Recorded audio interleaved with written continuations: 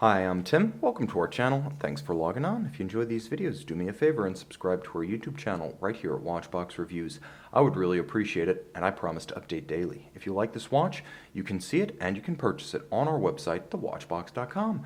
Today, we discuss the bread and butter model of the new Breitling Premier Collection, a late year release for 2018. The Premier is the land sports counterpart to February's Air launch, the Navitimer 8. But most folks are already saying that the Premier collection is the more successful of the two, and this is going to be the breadwinner of that collection.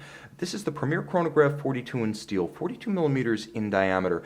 The watch is a handsome combination of colors, textures, shapes, and character lines. 42 millimeters in diameter, it's a reasonable 14 millimeters thick, and with a generously stepped and sloped case flank and box section sapphire, I can see this one sliding underneath any jacket cuff and even a few dress sleeves. From lug to lug, it's a big watch, but not a huge watch. At 49.9 millimeters, it has a handsome stance between the lugs of 22 millimeters if you wish to accessorize with something aftermarket, but Breitling straps throughout the Schneider and current CVC era have always been an unexpected highlight of the brand. Substantial, expensive, thick cut, and here bolstered with a contrasting stitch. There's a curved spring bar to allow this to be drilled very close to the case and move entirely unencumbered. You can pull it straight down around the wrist. It doesn't want to fight or flare. Gator on the top, calfskin on the bottom, richer than a standard aviator strap, and let's face it, all Breitling straps have a little bit of aviator in them, even for the land sport model. So you have gator and you have steel, a full deployment clasp with a trigger actuation system so it can't accidentally pop open. It's nicely executed internally, all of high polish, handsome and curved to match the underside of your wrist, thoughtfully designed.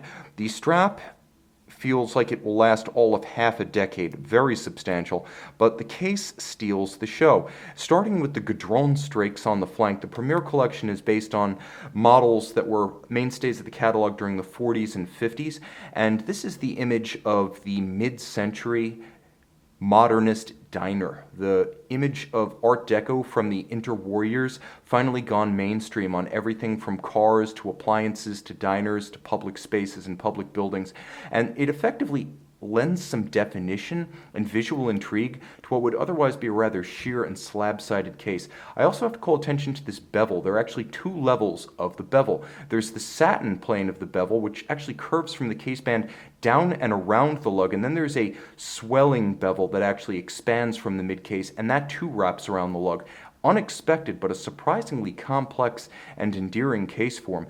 The crown is one of the most distinctive I've encountered, not just in terms of how it looks, but how it feels. I can't tell many crowns blind just by the feel of their knurling, but this is one of them. It looks and feels sensational, and you can appreciate adjacent the rectangular form of the satin and polished beveled chronograph pushers, that rectangular form emblematic of 40s and early 50s chronograph controls. The dial is colorful and has tremendous depth. Blue sunburst and a highly reactive sunburst at center, a few well-chosen shocks of red. Let's see if I wound this one up beforehand. Indeed I did. There is a tachymeter outboard that is not just a contrasting metallic silver, it is actually stepped up from the center dial, and then you have the recessions for the registers, as well as black-filled applique polished indices for the hours. The all-applique dial looks more expensive than it is, and that's the ultimate compliment you can pay to a watch design team. This one led by watch design maestro Guy Beauvais, who joined Breitling along with Georges Kern to be part of the dream team. Fred Mandelbaum, Watch Fred on Instagram, helping to keep the watches in touch with their vintage forebears. Nicely hidden date integrated into the counter at 6 o'clock with a monotone blue date disc. Thank God someone gets it. It's there when you want to reference it. It largely disappears when you don't. Under the case back, as ever, Breitling caliber A13. Well, A is for a steel case, 13 is for the movement. So 13 is a 7750 Valjoux in chronometer spec, COSC certified, 48-hour power reserve, unidirectional automatic winding, chronograph, hacking seconds with a quick set date, 25 joules, 28.8 beat rate, and again, 100 meters water resistant with a little bit of lume. We're going to show that afterwards. This is a full-service sports watch and a remarkably refined timepiece at an accessible price. I find this the most compelling new Breitling of the year.